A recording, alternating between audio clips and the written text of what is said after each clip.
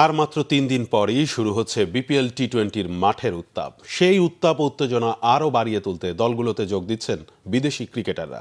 ২৬ December সিলেটে উদ্বোধনী দিনে মাঠে নামছে স্বাগতিক সিলেট টাইটান্স ও রাজশাহী ওয়ারিয়র্স এবং চট্টগ্রাম রয়্যালস ও নোয়াখালী এক্সপ্রেস।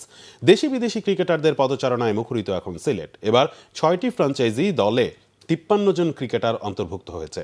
প্রতিটি দলই এবার বেশি বিদেশি ক্রিকেটারকে দলভুক্ত করেছে, কারণ অস্ট্রেলিয়ার বিগ ব্যাশ টি-20 লিগ চলছে এবং বিপিএল এর সাথে একই দিনে শুরু হবে দক্ষিণ আফ্রিকান টি-20 লিগ। ফলে ৩টি ফ্র্যাঞ্চাইজি লিগ একই সময় হওয়ায় তাতে দক্ষ বিদেশি ক্রিকেটারদের সংকট বড় হয়ে উঠেছে। সেজন্য বিপিএল এ দলগুলো বেশি বিদেশি ক্রিকেটারকে রেজিস্ট্রেশন করিয়েছে। সিলেট টাইটান্সে ইতিমধ্যেই যোগ দিয়েছেন দুই পাকিস্তানি, মোহাম্মদ আমির ও সালমান এরশাদ। এছাড়া আজই যোগ দেবেন অ্যারন জোন্স ও সিয়াম আইয়ুব। রংপুর রাইডার্সে পাকিস্তানি অলরাউন্ডার খুরশিদ শাহ যোগ দিয়েছেন।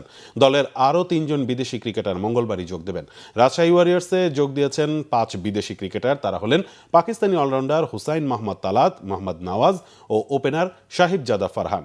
বাকি ২ ক্রিকেটার নেপালের সন্দীপ লামিচানে ও শ্রীলঙ্কার ঝিনুরা ফার্নান্দো।